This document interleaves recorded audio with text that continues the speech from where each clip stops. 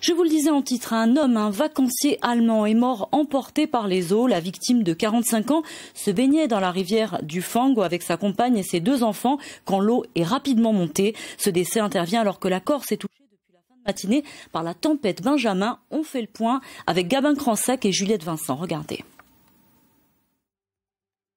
La tempête Benjamin a en effet fait une première victime aujourd'hui. Il s'agit d'un homme, un touriste allemand de 45 ans. Il se baignait dans la rivière du Fangou près de la commune de Galeria avec ses 2 enfants de 9 et 13 ans ainsi que sa femme.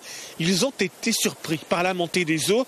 Si la mère et les enfants ont été secourus et pris en charge par une cellule psychologique, le corps de l'homme, lui, a été retrouvé un peu plus tard dans l'après-midi au niveau du pont des 5 Arcades. Une tempête, vous l'aurez compris, qui balayer toute l'île. Dès ce matin, dans le Cap Corse, à Ajaccio, plusieurs zones en front de mer ont été fermées au public. Elles seront rouvertes dès la fin de la période d'alerte. À cette heure, l'angoisse est palpable du côté des plaisanciers et du côté de la capitainerie de Centuri. Là, tout a été fait. Les pêcheurs sont bien amarrés, les plaisanciers sont bien amarrés. Maintenant, en plus, on ne peut rien faire. C'est la météo, c'est le temps qui va décider maintenant. On verra bien demain matin le résultat. Toute l'île est en alerte orange. Aucun coin n'est épargné. Des rafales de plus de 170 km/h sont attendues cette nuit dans le Cap Corse. Sur le relief et les versants orientaux, le vent devrait souffler jusqu'à 140 km/h.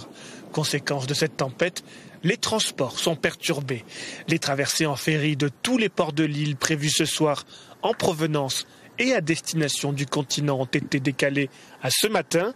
Côté aérien, certains vols ont été annulés pour garantir la sécurité des passagers. Une tempête remarquable de par sa puissance. C'est la véritable première tempête automnale. Certains parlent de bombe météorologique au vu de la pression qui a baissé très rapidement en quelques heures.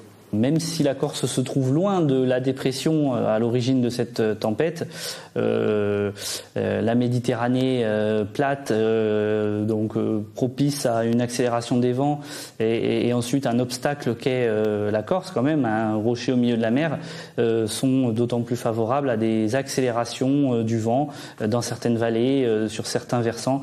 Les autorités appellent à la prudence, notamment car des incendies se sont déclarés dans le centre corse.